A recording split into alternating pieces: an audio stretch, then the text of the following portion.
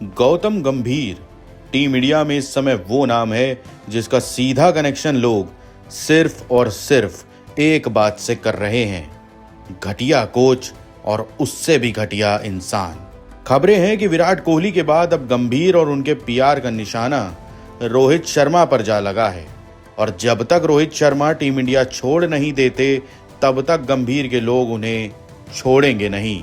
हाल ही की बात है जब पूरे सोशल मीडिया और क्रिकेट जगत में सभी एक बात कर रहे थे, रोहित शर्मा का खेल खत्म हो गया है और लॉर्ड्स में रोहित का करियर दफन हो जाएगा। लेकिन ऐसा बोलने वाले शायद ये भूल गए थे कि जनाब ये रोहित शर्मा है, इसने लाइफ में ऐसी कई चीजें देखी हैं और आगे भी देख लेगा। अपनी रिटायरमेंट की खबर पर रोहित ने किसी से कुछ नहीं कहा, पर ग्राउंड पर सीधे शतक के साथ तमाचा जड़ा उस लॉबी पर जो उनका रिटायरमेंट प्लान करा रही थी।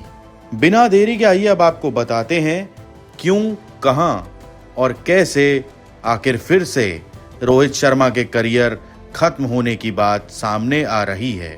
लेटेस्ट मीडिया रिपोर्ट्स में फिर दावा किया जा रहा है कि रोहित शर्मा 2027 वर्ल्ड कप के लिए टीम इंडिया की प्लानिंग का हिस्सा नहीं है। यहां तक कि उनके लिए फेयरवेल सीरीज की चर्चा भी सामने आ रही है। यानी जिस रिटायरमेंट की कहानी इंग्लैंड में ठंडी पड़ गई थी, अब उसे दोबारा गर्म करने की कोशिश होती दिख रही है। लेकिन सबसे बड़ा सवाल यही है, ये फैसला आखिर कौन कर रहा है? रोहित ने ना रिटायरमेंट का ऐलान किया है और ना ही खुद कहा है कि वो 2027 वर्ल्ड कप नहीं खेलेंगे। फिर अचानक उनके भविष्य को लेकर इतनी सर्टेनिटी कहां से आ रही है? और अगर ये सिर्फ सेलेक्टर्स का क्रिकेटिंग फैसला है तो बार बार रिटायरमेंट का नैरेटिव मीडिया और सोशल मीडिया में क्यों तैर रहा है?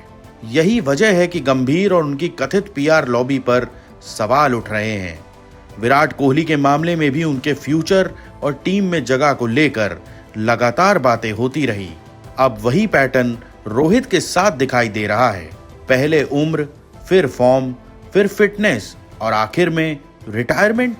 लेकिन रोहित शर्मा ने इन नैरेटिव्स का जवाब कभी सिर्फ बयान देकर नहीं दिया, उन्होंने बल्ले से जवाब दिया। इंग्लैंड की पिछली ओडीआई सीरीज इसका सबसे बड़ा एग्जाम्पल है।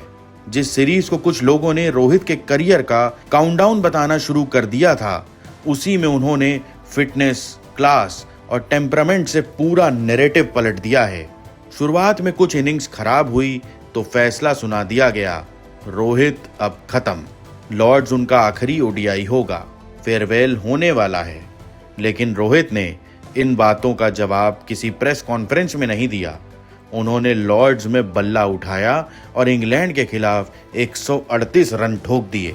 110 गेंदों पर 138 रन, 17 चौके और 5 छक्के। और सबसे बड़ी बात, ये पारी उसी लॉर्ड्स में आई जिसे कुछ लोग उनके करियर का अंतिम पड़ाव बता रहे थे। यानी जिस मैच को रिटायरमेंट का मंच बनाने की बातें हो रही थी, रोहित ने उसी को अपनी बैटिंग क्लास का मंच बना दिया। और बात सिर्फ सेंचुरी की नहीं थी। जिस रोहित की फिटनेस पर सवाल उठाए जा रहे थे, वही रोहित मैदान पर पूरे कॉन्फिडेंस के साथ दिखे, बड़े शॉट्स लगाए, प्रेशर संभाला और एक बार फिर बता दिया कि उम्र का आंकड़ा और खिलाड़ी की क्षमता हमेशा एक चीज नहीं होती। अब कुछ हफ्तों बाद वही कहानी फिर वापस आ गई है। फिर कहा जा रहा है कि रोहित 2027 वर्ल्ड कप नहीं खेलेंगे। फिर फेयरवेल की बातें हैं, फिर फ्यूचर पर सवाल हैं और इसलिए सवाल उठना स्वाभाविक है। क्या ये सिर्फ क्रिकेटिंग डिसीजन है या रिटायरमेंट का माहौल पहले से तैयार किया जा रहा है? क्योंकि अगर सेलेक्टर्स को लगता है कि रोहित अब टीम के लायक नहीं है तो फैसला साफ तरीके से लिया जा सकता है। लेकिन अगर किसी खिलाड़ी के हटने से पहले ही उनके रिटायरमेंट की कहानी मीडिया में चलने लगे तो सवाल तो उठेंगे ही। आखिर फैसला सिलेक्शन टेबल पर हो रहा है या हेडलाइंस में? और रोहित के खिलाफ रिटायरमेंट नैरेटिव चलाने वालों की सबसे बड़ी समस्या है रोहित का पास्ट। कितनी बार उन्हें खत्म माना गया, कितनी बार उनके करियर पर सवाल उठे और कितनी बार उन्होंने वापस आकर आलोचकों को चुप कराया। इसलिए 2027 वर्ल्ड कप को लेकर फैसला जो भी हो, क्रिकेटिंग लॉजिक पर फैसला होना चाहिए। अगर रोहित फिट हैं, परफॉर्म कर रहे हैं और टीम को वैल्यू दे रहे हैं तो सिर्फ उम्र के नाम पर उन्हें बाहर करना सवाल खड़े करेगा।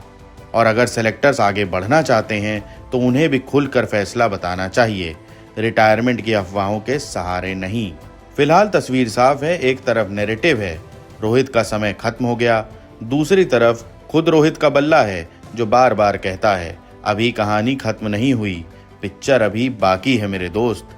इसलिए ये कहना कि रोहित ने खुद क्रिकेट छोड़ने का फैसला कर लिया है बेहद जल्दबाजी होगी। जब वक्त आएगा रोहित खुद बताएंगे। तब तक अगर कोई उनके करियर का लास्ट चैप्टर लिखने की कोशिश करेगा तो रोहित के पास उसका जवाब देने का सबसे पुराना और सबसे डेंजरस तरीका है, और वो है उनका बैट। क्योंकि रोहित शर्मा के करियर का एंड कब होगा ये पीआर टीम नहीं, सोशल मीडिया नहीं, रूमर्स नहीं, और शायद किसी की पीआर लॉबी भी नहीं, रोहित शर्मा खुद डिसाइड करेंगे। अगर आपको भी लगता है कि रोहित शर्मा के करियर का फैसला हेडलाइंस नहीं उनका बल्ला करेगा तो वीडियो को लाइक ज़रूर कीजिए, शेयर कीजिए और ऐसे ही बेबाक स्पोर्ट्स एनालिसिस के लिए चैनल को सब्सक्राइब करना बिल्कुल मत भूलिए।